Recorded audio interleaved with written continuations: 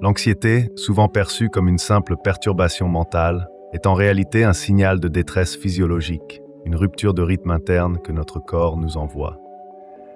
Nikolai Amosov, le grand chirurgien, l'avait déjà compris. L'être humain est un système unifié et un dysfonctionnement dans une partie ébranle l'ensemble.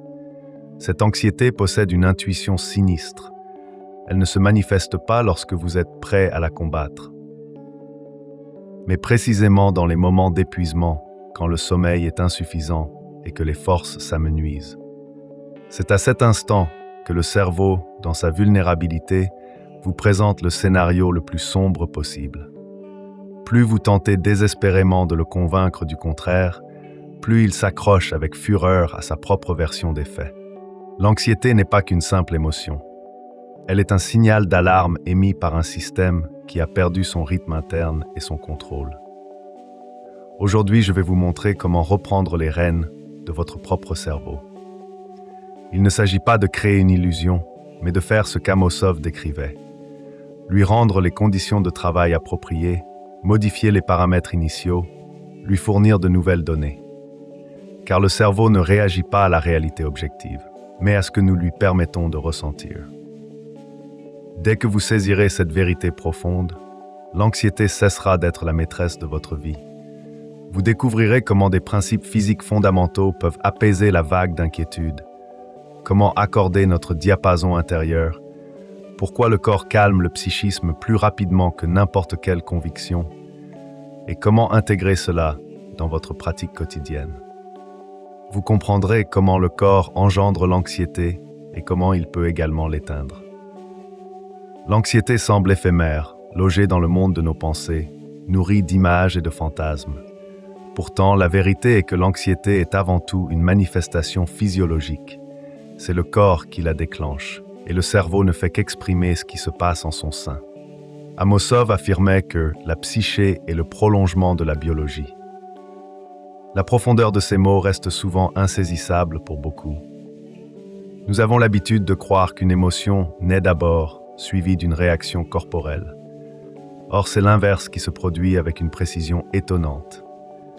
D'abord, une réponse corporelle et seulement ensuite, son interprétation émotionnelle par le cerveau.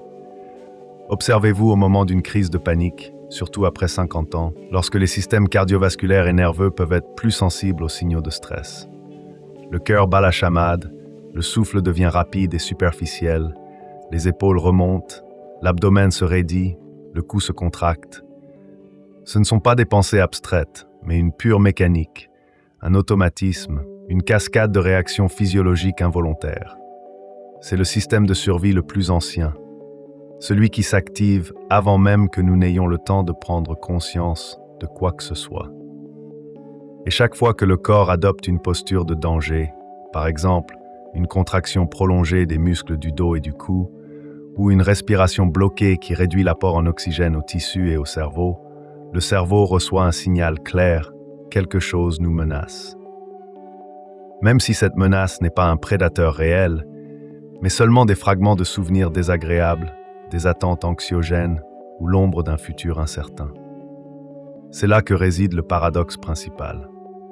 Vous tentez de calmer l'anxiété par des mots, par la logique, mais elle ne naît pas dans le langage. Elle prend racine dans une réaction corporelle profonde et archaïque. C'est pourquoi Amosov répétait inlassablement une idée que la plupart préfèrent ignorer. L'organisme exige des soins et la psyché de l'ordre. Il est impossible de guérir l'un en négligeant l'autre. Si vous souhaitez tromper le cerveau pour qu'il désactive l'anxiété, il faut agir non pas sur l'émotion elle-même, qui est une conséquence, mais sur le mécanisme physiologique qui la génère. En modifiant la position de votre corps, vous changez votre rythme interne. Par exemple, redresser votre posture ouvre la cage thoracique, permettant au diaphragme de mieux fonctionner, ce qui à son tour influence le nerf vague, modulateur de la réponse au stress. En ralentissant votre respiration, vous réécrivez le signal d'anxiété au niveau cellulaire. Une respiration lente et profonde influence directement le pH sanguin et les niveaux de dioxyde de carbone et d'oxygène, des paramètres biochimiques essentiels qui sont surveillés par des chimiorécepteurs dans le tronc cérébral. Une respiration calme signale au cerveau un état de sécurité modulant l'activité des neurones liés à la peur et à l'anxiété. En étirant vos muscles, vous rompez les réflexes archaïques de danger. La libération des tensions musculaires envoie des signaux proprioceptifs de relaxation au cerveau, désactivant les circuits de menace. Ce n'est pas de la mystique, mais de la biomécanique pure. L'anxiété est un cycle physique fermé qu'il est possible et nécessaire de rompre par une action physique ciblée. Plus vite vous comprendrez cela, moins les émotions auront de pouvoir sur vous. Rappelez-vous combien de fois vous avez tenté de combattre l'anxiété par la seule force de votre volonté. Combien de fois vous vous êtes reproché de ne pas pouvoir vous ressaisir. Combien de fois vous avez senti que quelque chose en vous vivait sa propre vie incontrôlable, comme si le cerveau avait ses propres lois et caprices. Mais Amosov expliquait que le cerveau est un organe, et comme tout organe, il est soumis au régime, à la charge, au rythme, à l'état de la circulation sanguine, à la qualité du sommeil et au tonus musculaire. Il n'existe pas dans le vide. Il réagit avec une grande sensibilité à tout ce qui se passe dans le corps. C'est précisément pourquoi les personnes sédentaires, celles qui bougent peu, ont tendance à trop penser, mais leurs pensées sont souvent anxieuses et improductives. Pour les personnes de plus de 50 ans, une circulation sanguine ralentie, des muscles affaiblis et une oxygénation cérébrale réduite peuvent amplifier ces effets, rendant le cerveau plus vulnérable à la rumination anxieuse. Une personne qui passe des heures en position assise crée un incubateur idéal pour l'anxiété. Un diaphragme contracté, une cage thoracique comprimée, un volume respiratoire perturbé, une stagnation du sang dans la petite circulation pulmonaire, augmentant la charge sur le cœur et réduisant l'efficacité de l'échange gazeux. Ce n'est pas de la philosophie, c'est de la physique. Et là où il y a de la physique, il y a une solution. Et elle commence toujours par le mouvement. Nikolai Amosov était catégorique. Si tu veux changer ton état, change ton corps. C'est bien plus rapide que d'attendre la clémence de tes pensées. Cela ne signifie pas que les pensées sont sans importance. Cela signifie qu'elles sont secondaires. Elles surviennent après que le corps a déjà rendu son verdict. Nous sommes en sécurité ou en danger.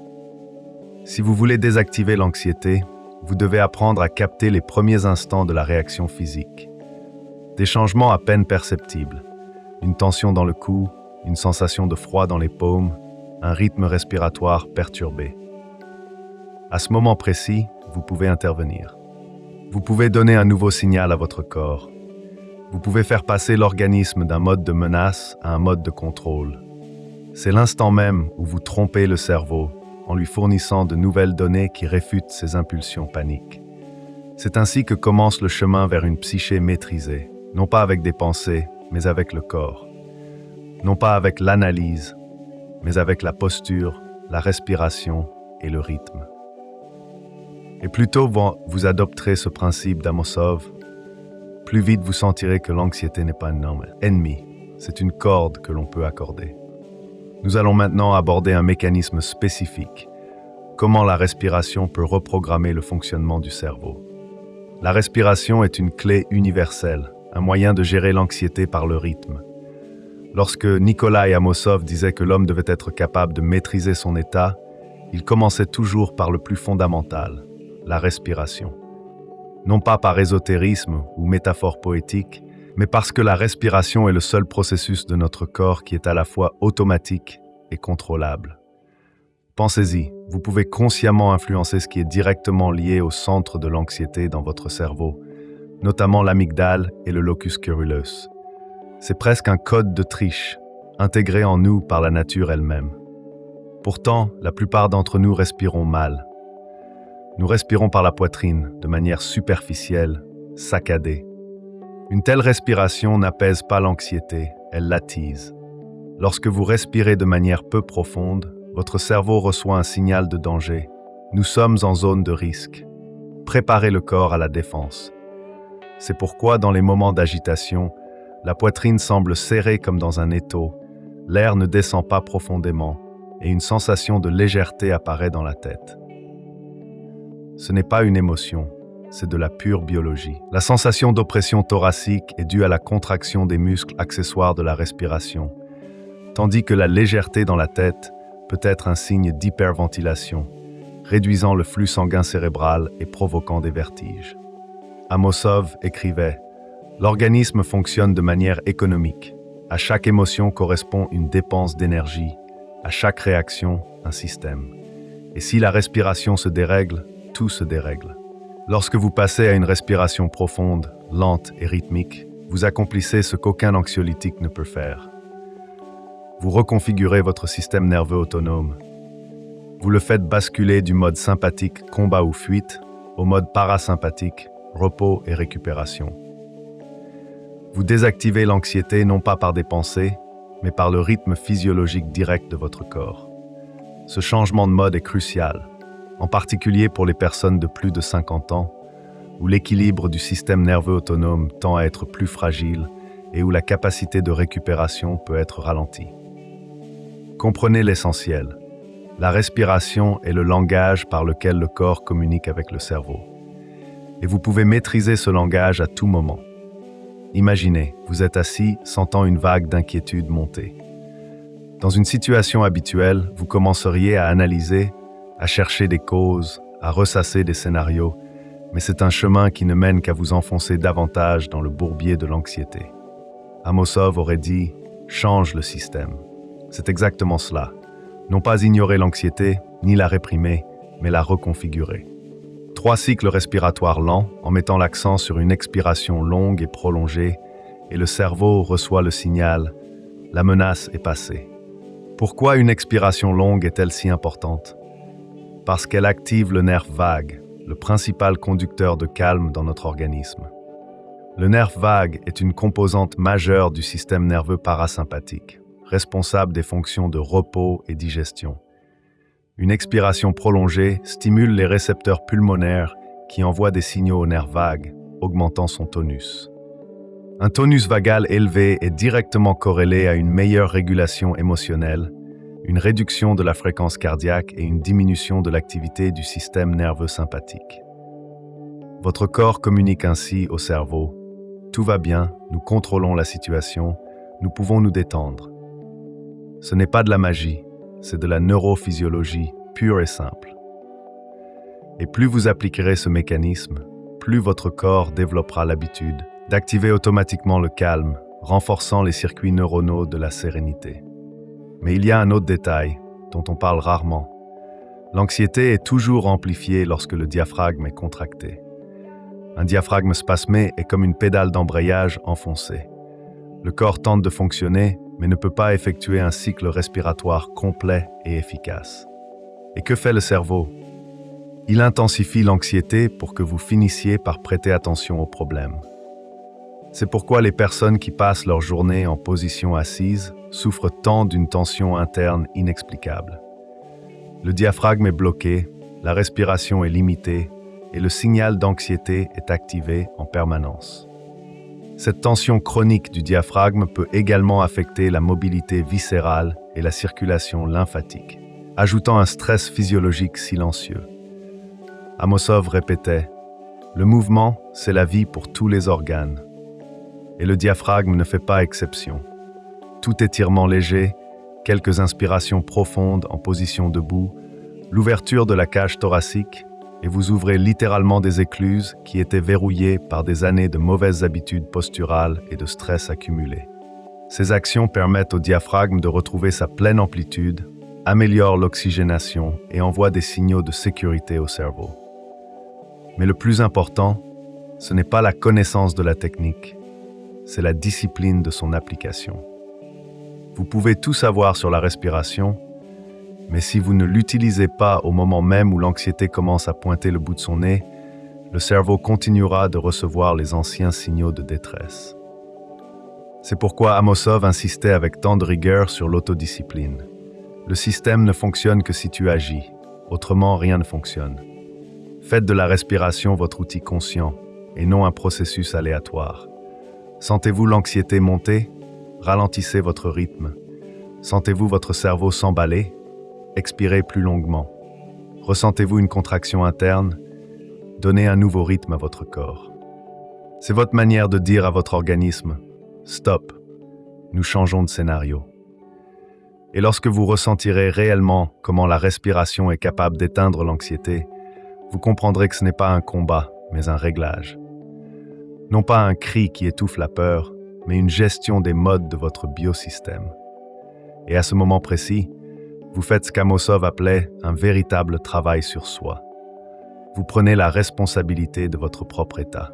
Nous allons ensuite plonger plus profondément. Comment les muscles stockent l'anxiété et comment il est possible de reprogrammer cette archive. Les blocages musculaires.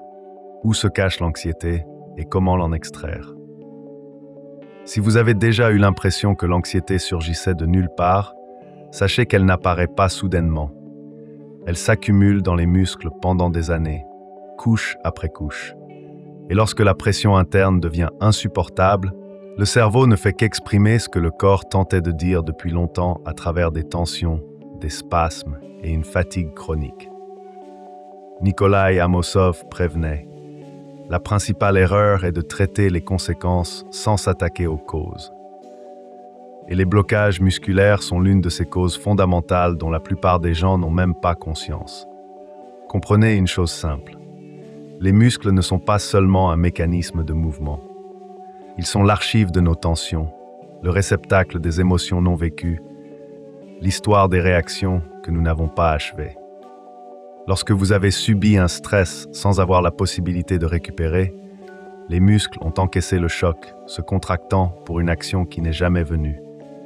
Lorsque vous avez réprimé la colère ou la peur, votre corps l'a enregistré dans sa mémoire somatique.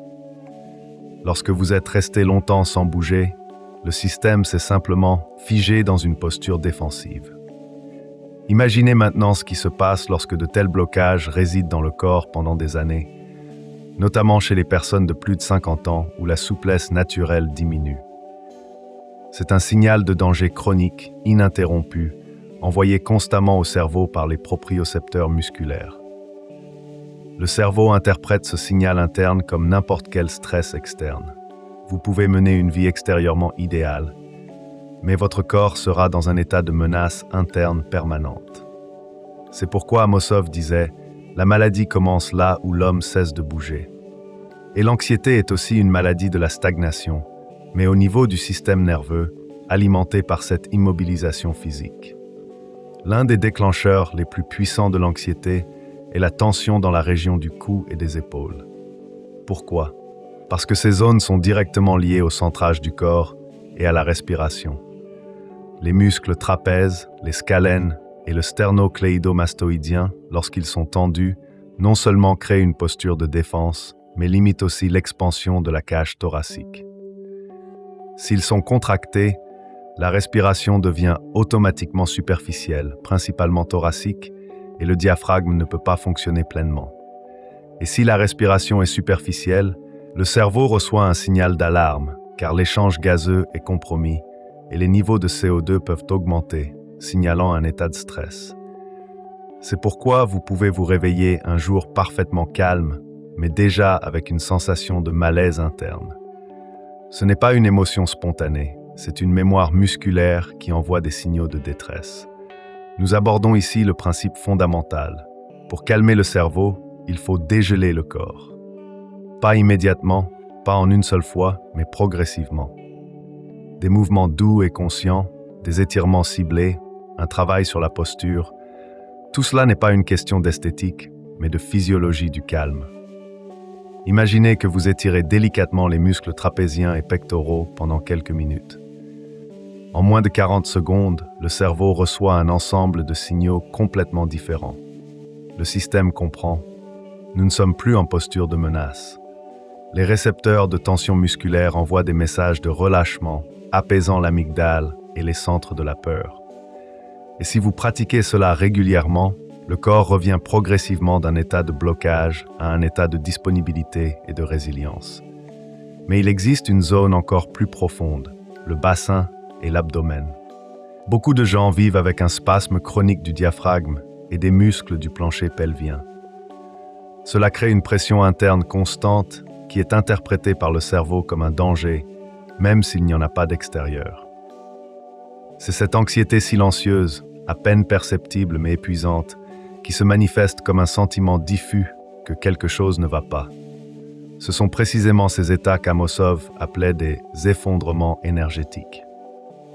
Le corps est contracté, la circulation sanguine est perturbée, la respiration est limitée et le cerveau cherche désespérément une explication à cet état qui n'existe pas dans le monde extérieur. Cette tension affecte également le système digestif et peut provoquer des inconforts physiques qui, à leur tour, nourrissent l'anxiété. Le travail sur ces blocages n'est pas une question de salle de sport. Il s'agit de mouvements conscients et délicats.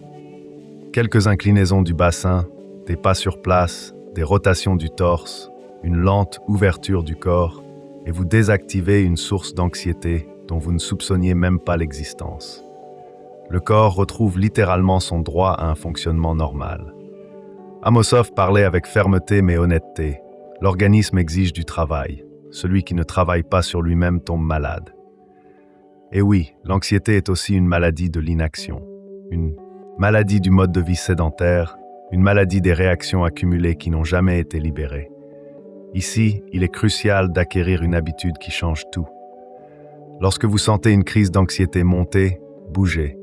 N'analysez pas, ne vous disputez pas avec vous-même, ne cherchez pas la cause. Donnez à votre corps du mouvement, des étirements, un rythme, et votre cerveau changera d'état plus vite que vous n'aurez eu le temps de paniquer. Vous ne pouvez pas contrôler chaque pensée, mais vous pouvez contrôler votre tonus musculaire. Et votre tonus musculaire, par un effet de rétroaction physiologique directe, contrôle votre anxiété. Ensuite, nous aborderons une question que peu de gens connaissent. Comment le cœur influence l'état du cerveau et pourquoi le contrôle du rythme cardiaque est la clé du contrôle de l'anxiété. Cœur et anxiété. Comment le rythme du sang réécrit le rythme des pensées? La plupart des gens sont convaincus que l'anxiété prend naissance dans la tête. Mais Nikolai Amosov répétait inlassablement que le cerveau n'existe pas en isolation du corps. Il reçoit des signaux de tous les systèmes de l'organisme. Et l'une des sources les plus puissantes influençant l'état psychique est le cœur. Son rythme, sa force, sa capacité à pomper le sang sans interruption. Si le fonctionnement du cœur est instable, les pensées deviennent également instables.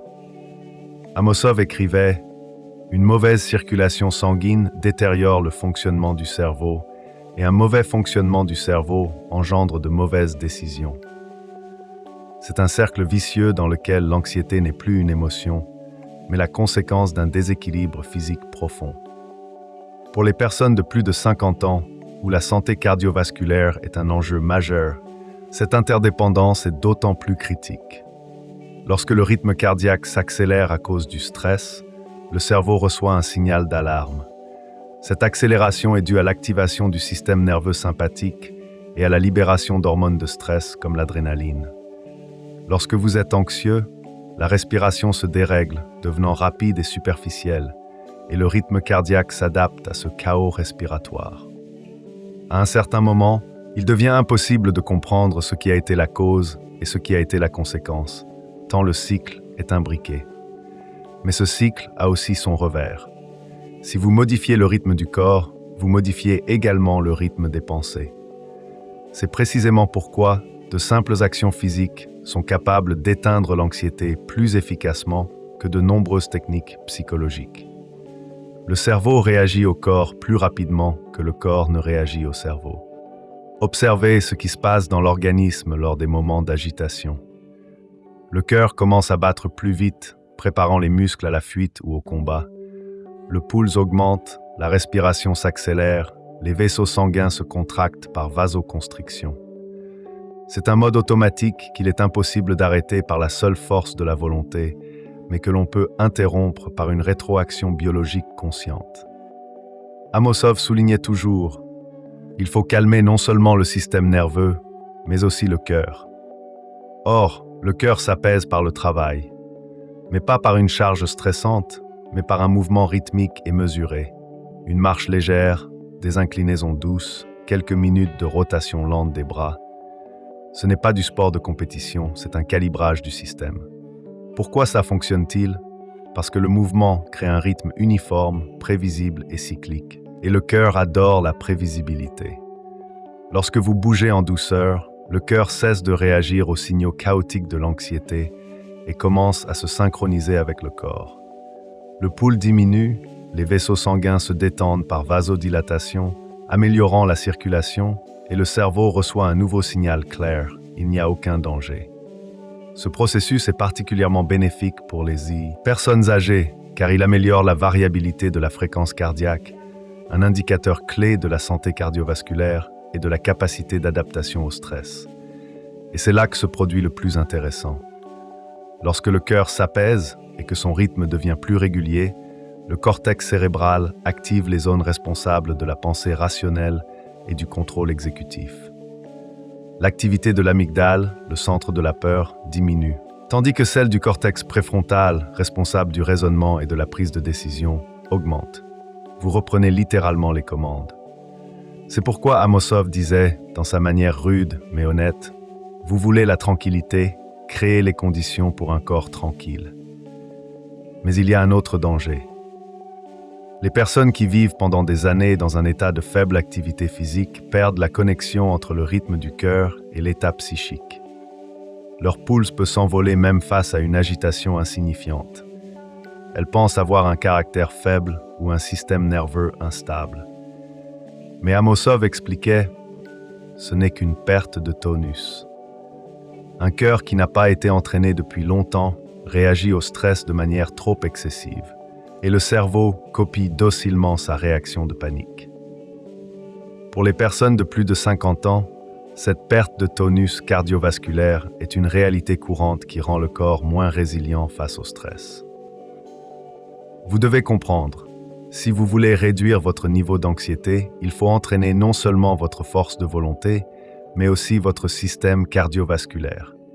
Non pas par des efforts épuisants, mais par un mouvement régulier et bienveillant. C'est ce qu'Amosov appelait le régime des petites portions. Un peu chaque jour, mais constamment. Cela fonctionne simplement. Lorsque vous bougez, le cœur travaille de manière plus régulière. Lorsque le cœur travaille de manière plus régulière, le cerveau reçoit des signaux stables. Des signaux stables, un état stable. C'est un fondement invisible de la santé émotionnelle que beaucoup négligent. En essayant de trouver des solutions psychologiques, là où des solutions physiologiques sont nécessaires. Et la prochaine fois que vous sentirez une crise d'anxiété, essayez de ne pas rester assis, de ne pas analyser, de ne pas lutter contre vous-même. Levez-vous et marchez un peu. Effectuez quelques cycles de respiration profonde et des mouvements calmes des bras. Sentez comment votre cœur s'adapte à ce nouveau rythme, comment votre esprit s'éclaircit, comment l'emprise de l'émotion s'affaiblit. Vous ne trompez pas votre cerveau dans le mauvais sens du terme. Vous lui donnez une information plus véridique, plus conforme à la réalité physiologique que celle qu'il a tirée du chaos de vos réactions initiales. Nous allons ensuite aborder ce qu'Amosov plaçait au-dessus de tout, la puissance du régime, et pourquoi la discipline corporelle est capable de transformer complètement votre psyché. Le régime comme médicament. Pourquoi la discipline du corps désactive l'anxiété mieux que les mots? Nikolai Amosov parlait du régime comme s'il s'agissait de la structure portante de toute la psyché humaine, et il avait absolument raison. Nous avons l'habitude de percevoir le régime comme quelque chose d'ennuyeux, lié à l'emploi du temps quotidien. Mais pour Amosov, le régime est une microsystème d'ordre interne, cette structure qui empêche le cerveau de sombrer dans le chaos. Et si l'anxiété a un terreau, c'est le plus souvent l'absence de régime. Demandez-vous, que se passe-t-il dans la tête d'une personne qui vit de manière désordonnée? Le cerveau ne sait pas à quoi s'attendre. Il ne comprend pas quand il y aura du repos et quand il y aura du travail. Il est incapable de prévoir la charge, car il reçoit des signaux chaotiques et contradictoires. C'est précisément cette imprévisibilité qui déclenche l'anxiété de fond. C'est elle qui crée la sensation de ne rien contrôler et que tout vous échappe. Or, ce n'est qu'une conséquence de l'absence de structure. Amosov soulignait « L'organisme fonctionne mieux quand il sait ce qui va se passer. » Et ce n'est pas de la philosophie, c'est de la physiologie. Le corps aime la prévisibilité, car elle permet une gestion énergétique optimisée et une régulation hormonale stable. Le cerveau aime le rythme qui favorise la synchronisation des ondes cérébrales et réduit la charge cognitive. Le système nerveux aime les cycles répétitifs, ce qui diminue la charge allostatique et conserve les ressources. Lorsque vous établissez un régime, vous libérez votre organisme de centaines de micro-décisions quotidiennes et réduisez le niveau de tension interne. Vous libérez une quantité colossale de ressources nerveuses et cognitives. L'anxiété disparaît non pas parce que vous la combattez, mais parce que l'environnement interne dans lequel elle prospérait a été modifié.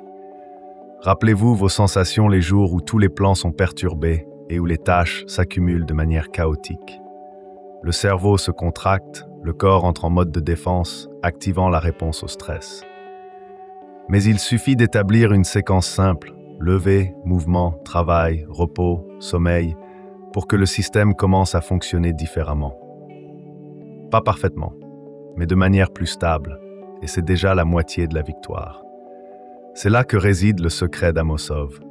Il considérait la discipline non pas comme une preuve de force de caractère, mais comme une forme d'auto-préservation biologique. Sans régime, l'homme se désagrège, écrivait-il. Et l'anxiété est l'une des manifestations de cette désintégration physiologique et psychique. Mais comment le régime trompe-t-il précisément le cerveau ?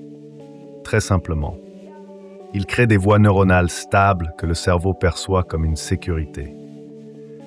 Lorsque le corps bouge à la même heure chaque jour, cela envoie un signal de sécurité. Lorsque vous vous couchez à une heure déterminée, cela régule votre rythme circadien et signale la sécurité. Lorsque vous prenez vos repas à des intervalles prévisibles, cela stabilise votre glycémie et optimise votre digestion, signalant également la sécurité. Et plus il y a de tels repères dans votre vie, moins le cerveau a de raisons d'activer l'anxiété. Les gens disent souvent « je dois d'abord gérer mon anxiété et ensuite je mettrai en place un régime ». Mais Amosov aurait simplement souri et dit « vous mettez tout sens dessus-dessous ». Car le régime est précisément l'outil qui réduit l'anxiété, et non l'inverse. Vous n'avez pas besoin d'attendre un état idéal. Vous devez créer un système qui engendrera cet état. Commencez petit. Amosov n'était pas un fanatique de la rigidité, il était un partisan de la cohérence. Si vous vous habituez à une légère activité physique quotidienne, votre corps cessera d'accumuler le stress et métabolisera mieux les hormones de stress. Si vous vous couchez à la même heure, votre cerveau cessera de se dérégler et optimisera la production de mélatonine. Si vous ajoutez de courtes pauses de mouvement pendant la journée, vos muscles cesseront de se transformer en archives d'anxiété, libérant les tensions chroniques. Voici le secret le plus simple, mais le plus puissant. Le cerveau aime l'ordre, mais l'ordre ne commence pas dans la tête, il commence dans les actions. L'anxiété disparaît là où il y a de la structure. Et plus cette structure est profondément intégrée dans votre corps et votre routine quotidienne, moins le cerveau a de chances d'activer le chaos. C'est pourquoi Amosov disait « La discipline est un bienfait que l'homme crée pour lui-même. Elle ne contraint pas, elle ne brise pas, elle libère. » La chimie de l'anxiété, comment les hormones créent une fausse impression de danger et comment le corps peut les reprogrammer. Beaucoup craignent l'anxiété parce qu'ils pensent qu'elle naît dans les pensées. Mais Amosov voyait l'homme différemment. Il considérait la psyché comme le prolongement de la biologie et les émotions comme le prolongement de la chimie. On ne peut pas changer un état sans changer les processus qui le nourrissent, écrivait-il. Et l'anxiété n'est pas seulement une question de réflexe, de posture et de respiration. C'est aussi un cocktail chimique que votre corps libère dans le sang en réponse à tout stress perçu. Pour comprendre l'anxiété plus profondément, il faut voir comment fonctionne le système hormonal.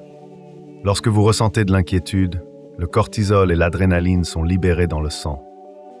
Le cortisol, une hormone stéroïde, est produit par les glandes surrénales en réponse au stress, tandis que l'adrénaline, épinéphrine, une catécholamine, est rapidement libérée pour préparer le corps à une action immédiate. C'est un mécanisme ancien, conçu pour vous sauver des prédateurs et autres menaces physiques. Mais dans la vie moderne, il est le plus souvent activé à tort, par un email, une parole imprudente, une attente, un souvenir, un appel téléphonique. Vous pouvez ne pas être conscient d'avoir eu un pic hormonal, mais votre corps le ressent. Le cœur s'accélère, la respiration se dérègle, les muscles se tendent et le cerveau commence frénétiquement à chercher une menace qui n'existe pas réellement. C'est précisément cet état que vous appelez l'anxiété. Amosov disait « Il faut apprendre à l'organisme à vivre autrement, sinon il vivra par instinct. » Et pour tromper le cerveau, il ne s'agit pas de se briser ou de lutter contre les émotions, mais de modifier la biochimie sous-jacente. Il faut créer des conditions dans lesquelles les hormones de l'anxiété cessent de dicter votre comportement. Voici 2 facteurs clés qu'Amosov soulignait. Le premier est le mouvement. Le cortisol n'est efficacement métabolisé et éliminé du corps que par le mouvement. Non pas par l'analyse, la rumination ou les autopersuasions, mais précisément par l'activité physique. Quelques minutes de mouvement doux et rythmique, comme une marche ou des étirements, suffisent à déclencher un processus biochimique qui réduit le niveau de cette hormone de stress. Cela explique pourquoi après une promenade ou un léger étirement, vous vous sentez plus léger. Vous traitez et recyclez physiquement le signal chimique du stress. Le deuxième facteur est la respiration. Une expiration profonde active le nerf vague, le nerf principal du système parasympathique, qui à son tour freine la libération des hormones de stress. Cette activation vagale inhibe l'axe hypothalamo-hypophyso-surrénalien, HPA, réduisant ainsi la production de cortisol et d'adrénaline. C'est une commande physiologique directe envoyée au cerveau. Le danger est passé, et le corps commence alors à modifier sa chimie interne, lentement mais de manière inéluctable. Mais il y a aussi un troisième aspect, peu connu, l'impact de la fatigue chronique. Amosov prévenait, si une personne vit en mode de privation de sommeil constante, son organisme passe en mode d'urgence. Le niveau d'hormones d'anxiété augmente même sans stress externe, devenant un fond chimique permanent. La personne vit dans un état de brouillard chimique, où tout événement, même neutre, est perçu comme une menace. Ce n'est pas un caractère faible, c'est un épuisement physiologique profond. Et ici se manifeste à nouveau la philosophie d'Amosov. L'être humain doit être le mécanicien de son propre organisme. Vous n'êtes pas obligé de souffrir de vos propres hormones. Vous pouvez les gérer par le régime de sommeil, l'alimentation équilibrée, le mouvement régulier, la respiration consciente et le rythme de vie. Rappelez-vous, les hormones sont des serviteurs, pas des maîtres. Elles envoient un signal, mais vous choisissez quoi faire de ce signal. Et lorsque vous décidez de ne pas rester dans l'anxiété, mais de changer votre biochimie par des actions physiques concrètes, vous réécrivez littéralement votre propre état interne. Mais il y a encore un facteur qu'Amosov considérait comme crucial, la surchauffe du système nerveux due au bruit informationnel. L'être humain lit trop, regarde trop, vit trop d'émotions d'autrui à travers les médias et les écrans. Cela crée une surcharge chimique et cognitive que l'organisme perçoit comme une menace constante. Cette hyperstimulation maintient le cerveau en état d'alerte, augmentant la production d'hormones de stress. Le seul moyen de réduire ce bruit interne est de donner au corps de véritables signaux physiques de sécurité. Un pouls stable, une respiration profonde, une posture confortable, un mouvement lent et délibéré. Vous devez vous rappeler l'essentiel. L'anxiété n'est pas plus forte que votre corps. Elle ne persiste que parce que vous la nourrissez par un mode de vie sédentaire, un régime chaotique et une respiration superficielle. Mais si vous créez un autre climat interne, l'anxiété perdra son pouvoir. Elle disparaîtra non pas parce que vous êtes devenu plus courageux, mais parce que vous avez cessé de créer les conditions de son existence. La charge physique comme outil de calme. Pourquoi le mouvement est le meilleur moyen de tromper le cerveau anxieux? Nikolai Amosov a vécu une longue vie non pas par chance, mais parce qu'il a créé un système. Et le cœur de ce système était la charge physique, quotidienne, obligatoire, modeste, mais invariable. Les gens pensent souvent que le mouvement est une question de muscles et de forme physique. Mais pour Amosov, le mouvement était un remède contre le désordre intérieur. La charge physique discipline l'organisme mieux que les mots, disait-il. Et dans cette phrase se cache l'un des outils les plus puissants contre l'anxiété. Pensez à ce qu'est l'anxiété. C'est un excès d'énergie interne non réalisé, une mobilisation physiologique pour un danger qui ne se concrétise pas. C'est une chimie cortisol, adrénaline que le corps ne dépense pas. C'est un signal qui ne trouve pas d'issue. Et si vous ne bougez pas, vous laissez cette énergie enfermée à l'intérieur. Elle stagne, se transforme en pression, devient de la peur et avec le temps un mode de vie. Amosov le constatait chaque jour. Les gens se plaignaient de leurs nerfs, d'insomnie, d'anxiété, mais menaient en même temps un mode de vie presque immobile. Il leur disait une chose simple. Votre corps ne fonctionne pas. Comment le cerveau pourrait-il fonctionner correctement? Et en effet, si le sang circule lentement, si l'oxygène manque, si les muscles sont contractés, si le diaphragme est bloqué et si le cœur est surchargé, conditions fréquentes chez les personnes sédentaires de plus de 50 ans, de quelle stabilité émotionnelle peut-on parler? Tout cela est un système unifié et chaque dysfonctionnement résonne dans l'ensemble. Et voici le principe fondamental que peu comprennent. Le mouvement est un signal de sécurité. Lorsque vous bougez calmement et rythmiquement, votre cerveau interprète « Si le corps est en mouvement serein, cela signifie qu'il n'y a pas de menace directe. » Dans la nature sauvage, un animal ne se déplacerait pas de manière détendue à côté d'un prédateur. Le mouvement rythmique, comme la marche, le balancement doux des bras ou des inclinaisons fluides, envoie des signaux proprioceptifs constants au cerveau, indiquant que l'environnement est sûr et que le corps n'est pas en danger imminent. C'est donc le moyen le plus ancien et le plus direct de communiquer au cerveau. Nous sommes en sécurité. C'est précisément cette manière de tromper l'anxiété dont parlait Amosov. Mais ce n'est pas une tromperie, c'est un ajustement, une correction, un retour de l'organisme à ses paramètres normaux. Lorsque vous effectuez quelques inclinaisons, des rotations d'épaules, un léger étirement ou simplement marcher sur place, vous lancez des dizaines de processus physiologiques bénéfiques. Le niveau de cortisol diminue car il est métabolisé et éliminé. Le rythme cardiaque se stabilise grâce à l'activation du nerf vague et l'amélioration de la variabilité de la fréquence cardiaque. La circulation sanguine vers le cerveau s'améliore, fournissant plus d'oxygène et de nutriments essentiels à la fonction cognitive. Les muscles se détendent, libérant les tensions chroniques. Le diaphragme se libère, permettant une respiration plus profonde et plus efficace. Et que fait le cerveau? Il change d'état. Il reçoit de nouvelles données positives. Il constate que le corps est sorti d'une posture défensive et l'anxiété s'estompe. Mais Amosov insistait, le mouvement doit être quotidien. Non pas épisodique, non pas occasionnel, mais intégré à votre vie comme une habitude inaliénable. Ce ne sont pas des entraînements intensifs, c'est de l'hygiène de vie, aussi fondamentale que de se brosser les dents ou se laver les mains. Les gens disent souvent « je n'ai pas le temps ». Mais Amosov avait une autre logique. Pas de temps, cela signifie pas de priorité. 5 minutes peuvent toujours être trouvées. Et si vous commencez par 5 minutes, l'organisme en demandera naturellement plus, car le corps aime le mouvement. Il se souvient qu'il a été créé pour cela. Voici la conclusion principale. Une charge physique quotidienne rend la psyché stable et résiliente. Elle crée une réserve de solidité, une capacité accrue à gérer le stress. Elle protège le cerveau des décharges chimiques du stress et équilibre l'état interne. C'est pourquoi les personnes qui commencent à bouger chaque jour sont surprises. Pourquoi mon anxiété a-t-elle diminué? Parce que le corps a cessé d'envoyer au cerveau de faux signaux de danger. Amosov disait, pour être calme, il faut travailler non pas sur le cerveau, mais sur le corps. Le cerveau suivra de lui-même. Les émotions deviendront plus douces.